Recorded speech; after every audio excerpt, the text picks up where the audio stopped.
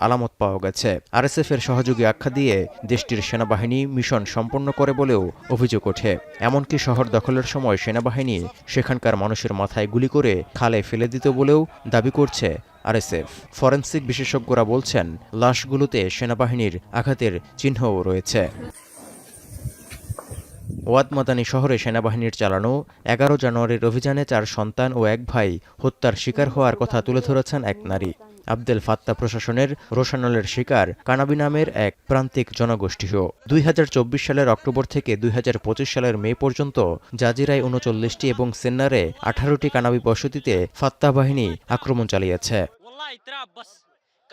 গৃহযুদ্ধে সুদানের জাজিরা রাজ্য চিরতরে ক্ষতবিক্ষত বলেও উল্লেখ করা হয়েছে সিএনএনের অনুসন্ধানী প্রতিবেদনে। জাজিরা রাজ্যটি সুদানের কৃষি প্রধান অঞ্চল, যেখান দিয়ে বয়ে গেছে নীল নদের একটি শাখা। বিশ্বের অন্যতম বড় সেচ ব্যবস্থা হিসেবে রয়েছে ২৭০০ মাইল দীর্ঘ খাল, যার নাম জাজিরা স্কিম। এই খালেই ভেসে উঠতে দেখা গেছে বেশিরভাগ লাশ। ২০২৩ সালের এপ্রিল থেকে সুদানে চলমান গৃহযুদ্ধ ক্রমেই আরও ভয়ঙ্কর হয়ে উঠছে। সাম্প্রতিক সময়ে আরএসএফের বর্বরতাও চরম পর্যায়ে পৌঁছেছে। বিশেষ করে পশ্চিম দারফুরের এল ফাশের শহরে আরএসএফের বিরুদ্ধে গণহত্যার অভিযোগও উঠেছে। এতে করে এখন পর্যন্ত ১.৫ লাখের বেশি বেসামরিক মানুষ নিহত হয়েছেন বলে ধারণা করা হয়।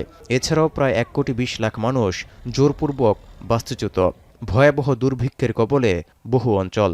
এ অবস্থায় উভয় পক্ষের বিরুদ্ধেই যুদ্ধ অপরাধের অভিযোগে নিষেধাজ্ঞা দিয়েছে যুক্তরাষ্ট্র।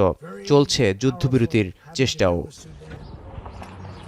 তৌহিদুর রহমান, এখন বিশ্ব। শিয়া বাটার ও ভিটামিন ই সমৃদ্ধ লিলি বিউটি সোপ, তারুণ্যময় উজ্জ্বল ত্বকের জন্য।